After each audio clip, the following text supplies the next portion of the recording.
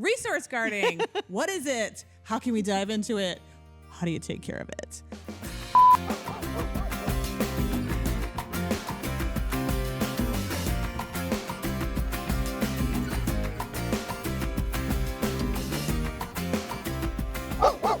Welcome. Today I want to talk about touching on resource guarding and maybe a little bit about why it happens, but also how to prevent it and maybe stop it. Resource guarding from birth to end of life for dogs can happen anytime, but we do see it even within a litter of very young puppies, introducing food, and it's about like 3 and 4 weeks of age. Sometimes absolutely. You can see it. And it is about guarding high value resources. Sometimes that's food, sometimes that's toys, sometimes it's people or furniture. And it really, again, it is what's valuable to the dog. But it is not an easy behavior to live with. And it can get dogs in trouble, and it can get them rehomed, and it can get people harmed from it depending on the severity of it. So resource guarding, as I like to call it from a mentor of mine, mine. Everything's mine. And generally it starts with food or toys or something that is can be moved or removed. And I think back 100 years ago when I started really working with dogs and training my own dogs, you look amazing. The dogs it was always show the dog that it's yours, everything is yours. Yep. Take it away from them.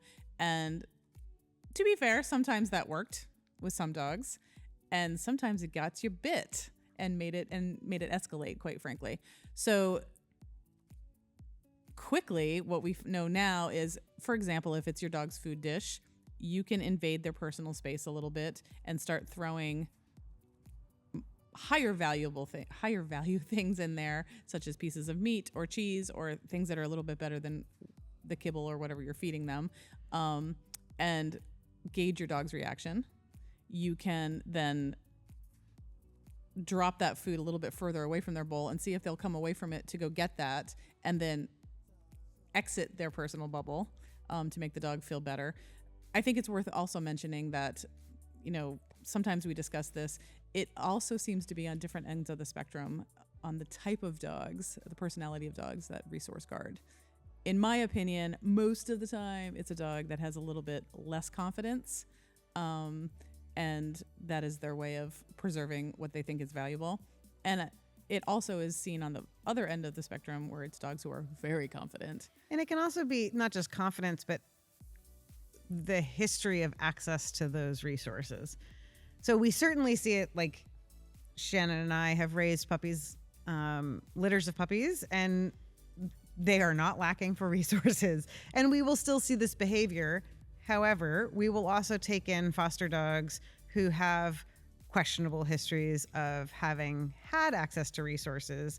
And it's often seen then when they all of a sudden get a whole bunch of resources. They don't know that those are unlimited, and so they start to guard them pretty fiercely initially. Like, I think when we see it in our puppies in the whelping box, it's often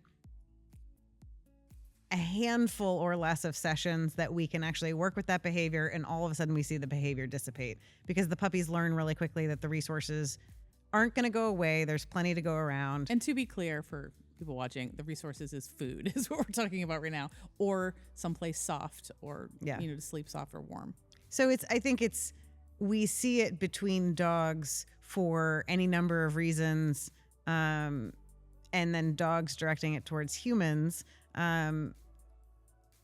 is often about us always being in control of those resources. And the dog doesn't always like that. They want to be in control of their own dinner dish or the couch, or if you have...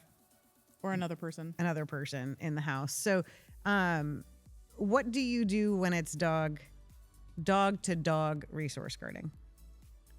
Management, first of all. Yeah. So they don't get to eat together, so they don't have the chance to escalate. And that does need to be managed to the point where you're watching them eat, you're standing there monitoring them. and picking up all the toys and the bones and all the things that could be guarded.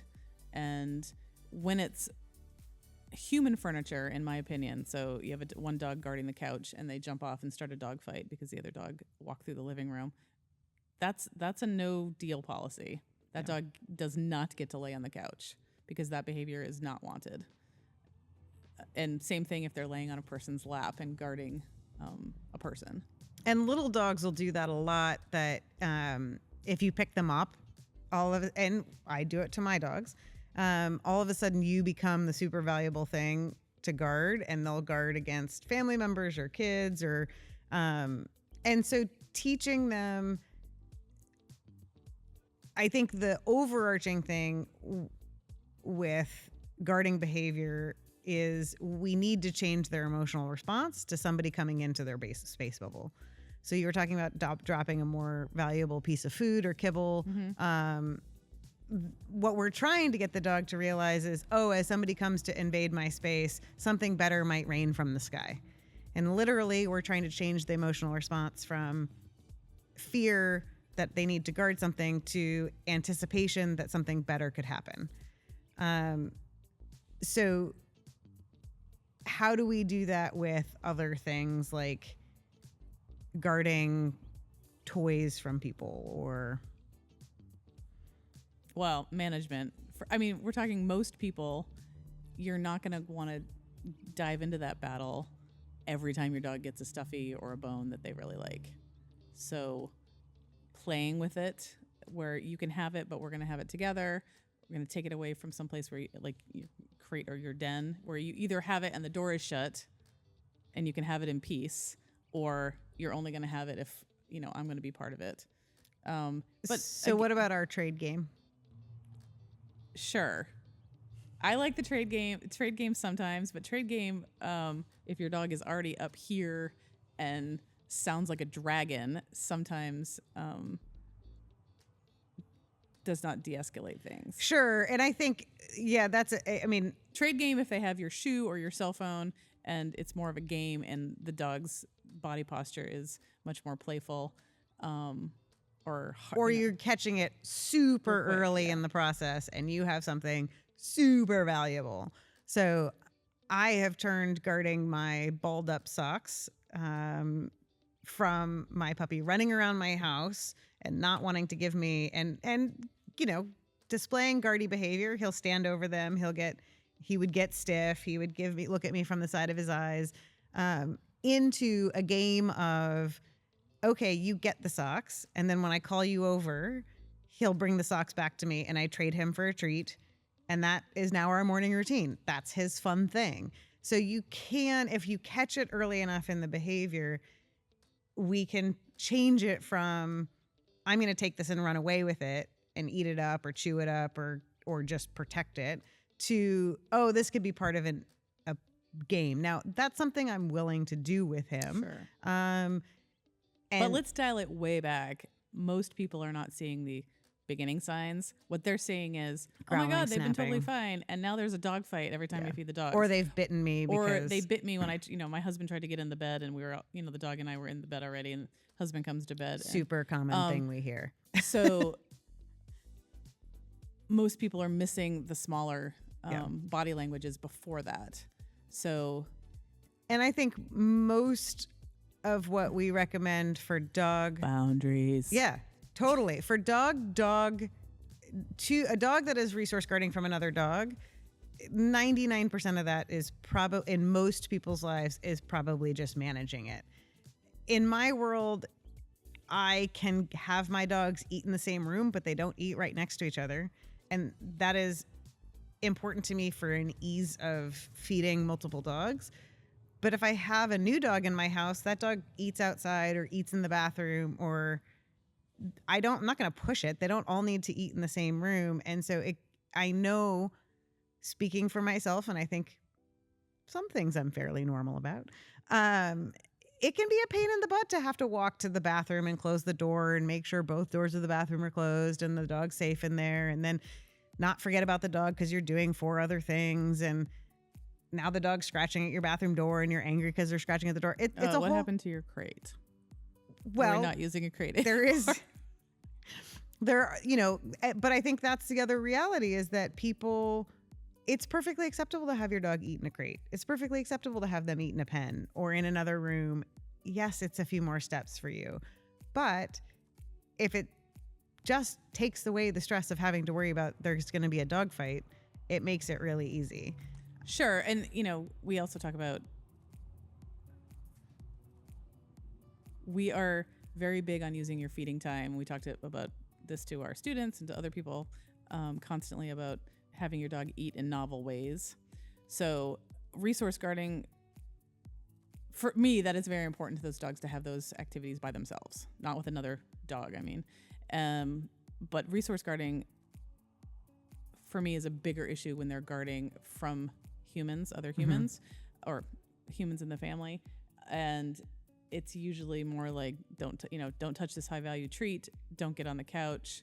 Don't, come near my spouse because she's mine and I don't want you near. Those are the problems more people come to really see as serious. And to me, that's a boundary issue. Like, you are invited on the couch. You absolutely do not get to sit on my lap if you're growling at somebody else coming into the room. I think it's feeding dogs together should, that is like you said, it's management. And we're kind of getting off topic here, but I think boundaries are super important for some of those things. And I think the education of the dog that these resources aren't scarce and that they will have access to them when they're in the right brain state is important. Regarding physical objects that they don't need to survive. There are really well established protocols that if they are guarding their food dish, often simply adding better treats, even if you have to start from a distance and you're chucking it in from 5 feet away and then you get closer and closer, but you're not actually sticking your hand. Please don't stick your hand in your dog's food dish if they're guarding. You're not sticking your hand in the dog's food dish to take it away or show that you're dominant in some way. Gets you the result you want, which is them to not guard their food dish, a lot faster than taking away that resource. Taking away the couch is not necessary for them to survive. I'm sure most people have 8 beds laying around the house that are just as comfortable as their couch. And so, yes, barring them from being up there and showing them they have access to it when they're in the right brain state, I think is super important and something that I'm not good at. I have a dog. Shannon will tell you all about how I have a dog who will guard me from the other dogs, not from another person, but from the other dogs if I'm sitting on the couch and he's sitting on my lap. The most powerful way to stop the behavior was to dump him off my lap 3 or 4 times. And he was like, oh, I don't get you if I'm growling at another dog. Fine, I won't growl. Doesn't mean he's happy about the other dog jumping up onto the couch or onto the bed, but he knows that he doesn't get access to me unless he can tolerate that. So, I think that, as we always say, we have to take each situation as an individual, but there's nuance there that we should help people work through. And so if you're struggling with this or you need somebody else to kind of listen to the problem and figure out where we could insert help, private lesson is the way to go. So reach out to us at Cascade Pet Camp if you're interested in resource guarding and how to help manage it.